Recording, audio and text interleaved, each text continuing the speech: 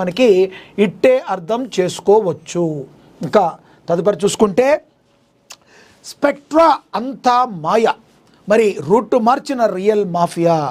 తెలంగాణలో ప్రధానంగా మరి ఈ యొక్క మాఫియా రెచ్చిపోతుందని కూడా దీన్ని బట్టి మనకి అర్థమవుతుంది. 82 ఎకరాల వెంచర్కు గ్రామ పంచాయతీ అనుమతుల.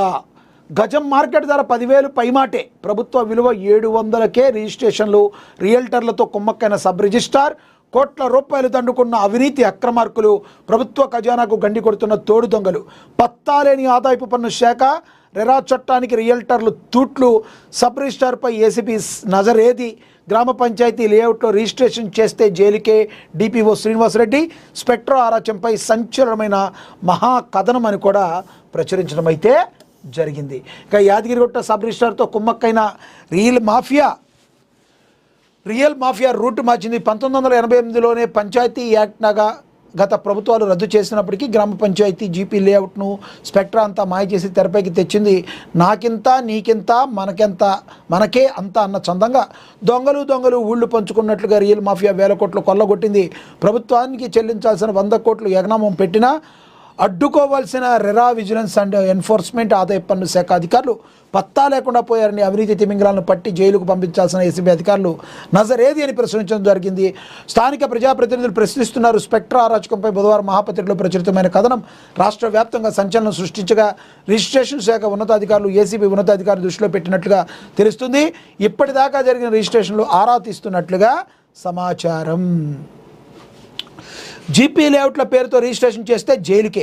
గ్రామ పంచాయతీ లేఅవుట్ పేరుతో రిజిస్ట్రేషన్ చేస్తే సబ్ రిజిస్ట్రార్లు జైలుకు వెళ్ళక తప్పదని జిల్లా పంచాయతీ అధికారి శ్రీనివాసరెడ్డి అయితే ఇప్పుడైతే హెచ్చరించారు. ఇదంతా కూడా మహాకథనం నిన్న ప్రచురించారు. మరి ఈరోజు వైరల్ అవడానికి కారణం మహాదినపత్రిక తీసుకున్న మరి ప్రజల వైపు తీసుకున్న స్టాండ్గా దీన్ని మనం భావించాలి. సంవత్సరానికి ముందు అడపాదడపా గ్రామ పంచాయతీ వెంచర్లు జరిగిన మాట వాస్తవమేనని, 2020 తర్వాత ఎకరం నుండి ఆపై ఎన్ని ఎకరాలైనా డిటిపిసి తమ హెచ్ఎండిఏ రెరాల నుండి అనుమతులు పొందాలని మహాపత్రిక ప్రతినిధి అడిగిన ప్రశ్నకు సమాధానం చెప్పారు. ల్యాండ్ లెగ్రైజేషన్ స్కీమ్ ఎల్ఆర్ఎస్ కట్టి రిజిస్ట్రేషన్లు చేస్తామంటే అది అక్రమంగాలో చేసినట్లు అవుతుందన్నారు. ఈ వ్యవహారంపై రిజిస్ట్రేషన్ అండ్ స్టాంపుల అధికారులకు ఫిర్యాదు చేస్తామన్నారు. గ్రామ పంచాయతీ లేఅవుట్ పేరుతో సాగుతున్న పాటల అమాయకులను కొనుగోలు చేసి మోసపోవద్దని ఆయన సూచించారు. జిల్లా అధికారి యంత్రాంగం స్పందించి రియల్ మాఫియాపై చట్టపరమైన చర్యలు తీసుకోవాలని స్థానిక ప్రజలు కోరుతున్నారని డిపిఓ శ్రీనివాసరెడ్డి తెలియచేశారు అని కూడా ప్రచురించారు. ఇక యాదాద్రి భువనగిరి జిల్లా యాదగిరిగుట్ట మండలం మాసాయిపేట సైదాపూర్ గ్రామ సరిహద్దుల్లో స్పెక్ట్రా, మహాసిటీ, గెలాక్సీల పేర్లతో రియల్ మాఫియా రాజ్యమేలుతుంది. సబ్ రిజిస్ట్రార్తో కుమ్మక్కైన రియల్ మాఫియా రూట్ మార్చి వేల కోట్లు కొల్లగొట్టేందుకు కుయుక్తులు పన్నింది. 1988లో రద్దు చేయబడిన పంచాయతీరాజ్ యాక్ట్ను తెరపైకి తెచ్చి గ్రామ పంచాయతీ లేఅవుట్ అంటూ అమాయకులకు అంటగట్టి సొమ్ము చేసుకుంటుంది. విస్తీర్ణంలో వెంచర్ వేయాలన్న డిటిసిపి, హెచ్ఎండిఏ నుండి అనుమతులు తీసుకోవాల్సి ఉంటుంది. అలాంటిది ఏకంగా 82 ఎకరాల్లో లేఅవుట్లు వేసి విక్రయాలు జరుపుతుంటే జిల్లా పంచాయతీ అధికారులు అటువైపు కన్నెత్తి కూడా చూడటం లేదు. మరి దీనిపై బహిరంగ విమర్శలు అయితే వెల్లువెత్తుతున్నాయి. మరి ఈ స్పెక్ట్రా అరాచకం గురించి కూడా మరి ప్రచురించడం అయితే జరిగింది మరింతగా. సో రియల్ ఎస్టేట్ వ్యాపారులు అందరూ కూడా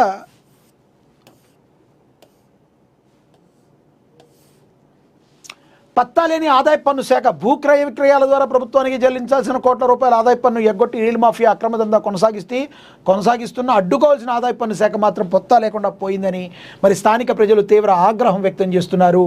టీజీ రెరాకు తూట్లు పొడిచారు అని కూడా తెలుపుతున్నారు. Telangana real estate regulatory authority RERA చట్టానికి రియల్ మాఫియా తూట్లు పొడుస్తుంది. రియల్ ఎస్టేట్ కంపెనీలు అమాయక కొనుగోలుదారులను మోసం చేయకుండా ఉండేందుకు రెరా చట్టాన్ని తెలంగాణ ప్రభుత్వం ప్రవేశపెట్టి అమలు చేస్తుంది.